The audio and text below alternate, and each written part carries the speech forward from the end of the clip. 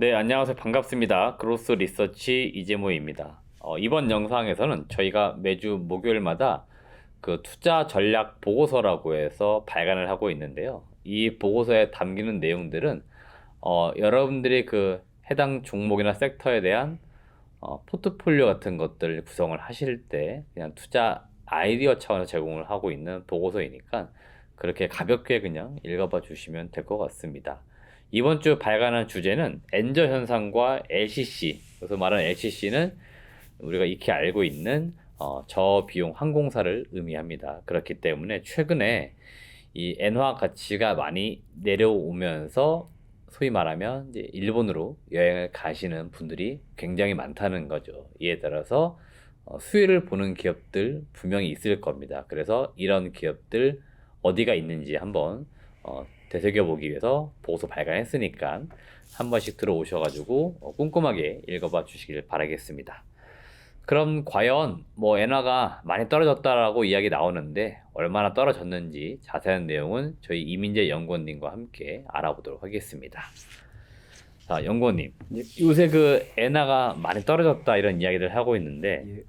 얼마나 많이 떨어진 거예요? 6월 28일 기준 환율이 그 100엔당 905.34원이고요. 네, 이 수치가 2015년 6월 이후 최저점, 그리고 2000년대 들어서는 2007년 그리고 2015년 그 다음으로 낮은 세 번째 낮은 수준입니다. 그러니까 역대급 엔저 현상이라고 지금 표현을 할 수 있을 것 같습니다. 지금 보고서 요 그래프 그려주신 거 보니까 이제 네. 동그라미 표시가 되어 있는데 네. 지금 2007년과 8년 그 사이 예. 그리고 2015년 그다음에 그 이후로 지금 가장 낮은 수준이네요. 네, 맞습니다.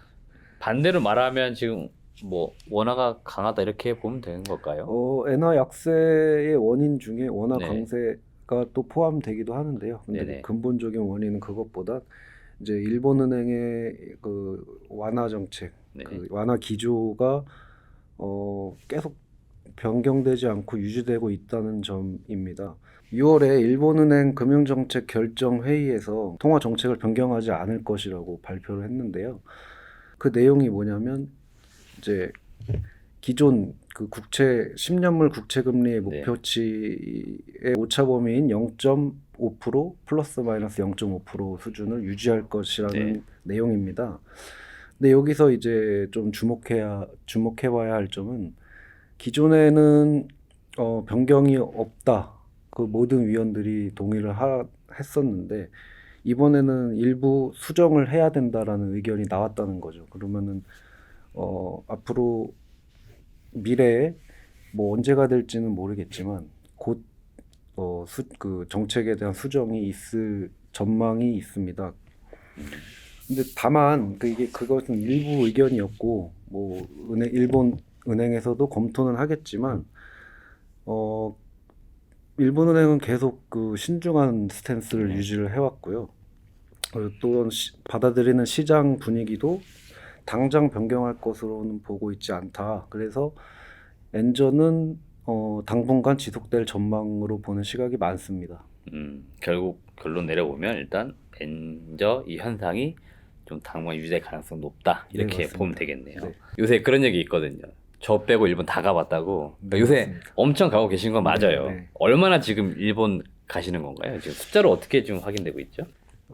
그 지금 엔화 약세와 또 그리고 팬데믹 기간 동안 억눌렸던 여행 수요가 맞물리면서 방일 한국인 관광객 수가 급증을 하고 있는데요.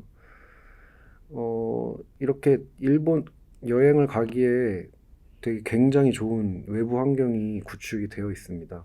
올해 1분기까지 약 150만 명의 한국인이 일본으로 여행을 갔고, 그런 추세를 고려했을 때 약 올해만 600만 명을 넘어설 것이라고 예상이 되고 있고요. 이 추세를 고려하면 불매운동 시기였던 19년도의 그 방일 한국 관광객 수를 넘어설 것으로 지금 전망이 되고 있습니다. 그때 19년도가 보니까 500만 명이었는데 그때를 넘어선다. 네, 맞습니다. 특히 그리고 내년에는 뭐 일본의 뭐 자연재해나 이런 네. 특별한 이슈가 없는 한은 2018년 최고점을 찍었던 수치를 넘어서는 방일 관광객을 기록할 것이라고 전망하고 있습니다. 일본 노선을 좀 중심으로 점유율을 높게 가지고 있는 항공사들이 좀 유리할 것 같은데 네. 최근 그 현황은 어떤가요?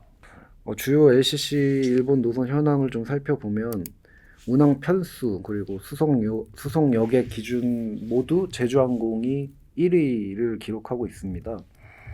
근데 제주항공은 대한항공과 아시아나항공 포함해도 1위를 기록하고 있고요. 그 다음은 이제 진에어, TA항공, 에어부산이 비슷한 수준입니다.